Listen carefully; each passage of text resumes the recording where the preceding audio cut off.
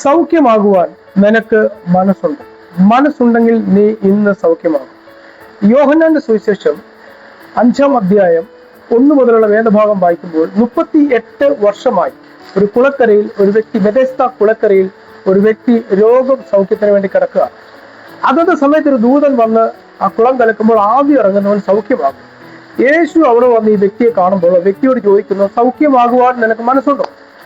ഞാനോ നിങ്ങളോ ആയിരുന്നെങ്കിൽ 38 വർഷമായിട്ട് ഒരു വിടുതലിന് വേണ്ടി കിടക്കുകയാണ്, ഞാനോ നിങ്ങളോ ആരെ പറഞ്ഞ കർത്താവേ എനിക്ക് ഇപ്പൊ സൗഖ്യമാവണേ എന്ന് പറഞ്ഞ് യേശുവിന്റെ ദേഹത്ത് ചാടി കയറി വീണേനെ. എന്നാൽ ഈ വ്യക്തി പറഞ്ഞത് സൗഖ്യമാവണമെന്നല്ല, മറിച്ച് ഇദ്ദേഹം പറഞ്ഞത് ഞാൻ തനിയെ ഇറങ്ങി ചെല്ലുമ്പോൾ എനിക്ക് മുമ്പായിട്ട് ഒരാൾ ഇറങ്ങുന്നു. യേശു ചോദിക്കുമ്പോൾ സൗഖ്യമാവാൻ മനസ്സുണ്ടോ? ഉണ്ടെങ്കിലുണ്ട്, ഇല്ലെങ്കിലില്ല. ഈ വ്യക്തി തർക്കുത്തരമാണ് പറയുന്നത്. അതിന്റെ അർത്ഥം ഈ വ്യക്തിക്ക് സൗഖ്യമാകാൻ താല്പര്യമില്ല.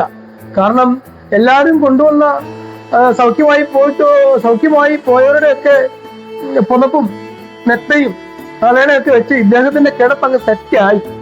ആ സാഹചര്യത്തോടങ്ങ് പൊരുത്തപ്പെട്ടു. ആ സാഹചര്യത്തോട് പൊരുത്തപ്പെടരുത്.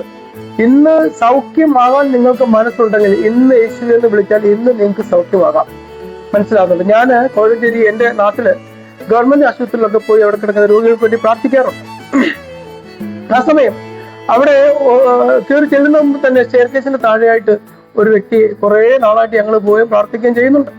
അങ്ങനെ ഇരിക്കും നമ്മൾ ചെല്ലുമ്പോൾ ഒരു പ്രാവശ്യം ചെല്ലുമ്പോൾ കാണുമ്പോൾ നല്ല ഷോക്ക് അബ്സോർവറൊക്കെ പിടിപ്പിച്ച കട്ടിലും നല്ല ബട്ടൺ അമർത്തിയ തിരിയുന്നതും പൊങ്ങുന്നതും ഒക്കെ ചാരിയും പൊങ്ങുകയും ചെയ്യുന്ന കട്ടിലൊക്കെ ആയിട്ട് അദ്ദേഹം കിടക്കുന്നത്. ആരുണ്ടൊക്കെ സ്പോൺസർ ചെയ്യുന്നതാണ്. രാവിലെ ബ്രെഡ്, മുട്ട, ബ്രേക്ക്ഫാസ്റ്റ്, ഉച്ചയ്ക്ക് ഫുഡ്, സന്നദ്ധ സംഘടനകൾ കൊടുക്കുന്ന ഫുഡുകൾ, സർക്കാർ കൊടുക്കുന്ന ഫുഡ് എല്ലാം ആയിട്ട് നല്ല സുഭിക്ഷമായിട്ട് ഇരിക്കുക. ഇദ്ദേഹം കമുകിൽ നിന്ന് താഴെ വീണ് നടുവൊടിച്ചു. അപ്പൊ അങ്ങനെ കിടക്കുകയാണ്. പിള്ളേരെല്ലാം ഇട്ടേച്ച് പോയി, ഭാര്യ ഇട്ടേച്ച് പോയി. ഇദ്ദേഹം സൗഖ്യമായ പിന്നെ പണിക്ക് പോകണം. മനസ്സിലായോ? അപ്പൊ ആ സാഹചര്യത്തോട് നിങ്ങൾ പൊരുത്തപ്പെടരുത്. സൗഖ്യമാകാൻ മനസ്സുണ്ടോ? ഉണ്ടെങ്കിൽ എത്ര വലിയ വിഷയം, അതിനുശേഷം മുമ്പോട്ടുള്ള നിന്റെ ജീവിതം എങ്ങനെയാണെന്ന് വിചാരിക്കുന്നത്. ഇന്ന് സൗഖ്യമായിക്കണം. യേശു റെഡിയാവുന്നു. യേശു നിങ്ങളെ സൗഖ്യമാക്കാൻ റെഡിയാണ്. അപ്പോൾ തന്നെ അവൻ സൗഖ്യമായി പോയി കഴിഞ്ഞപ്പോൾ അവനോട് പറഞ്ഞു, നിന്റെ കിടക്ക എടുത്ത് നടക്കാൻ പറഞ്ഞു. അപ്പോൾ കിടക്ക എടുത്ത് നടന്നു. പഴയതൊന്നും കൂടെ കൂട്ടരുത്. സൗഖ്യമായി കഴിഞ്ഞപ്പോൾ നിന്റെ പഴയതിനെ നീ പിടിക്കരുത്. പുതിയ ജീവിതമാണ്. ഒരുവൻ ക്രിസ്തുവിനായാൽ അവൻ പുതിയ സൃഷ്ടിയാണ്. അപ്പൊ പുതിയത് പിടിച്ചോളം. പുതിയൊരു ജീവിതമാണ് കർത്താവ് നിനക്ക് വേണ്ടി വെച്ചിരിക്കുന്നത്. അപ്പോൾ സൗഖ്യമാകാൻ മനസ്സുണ്ടോ?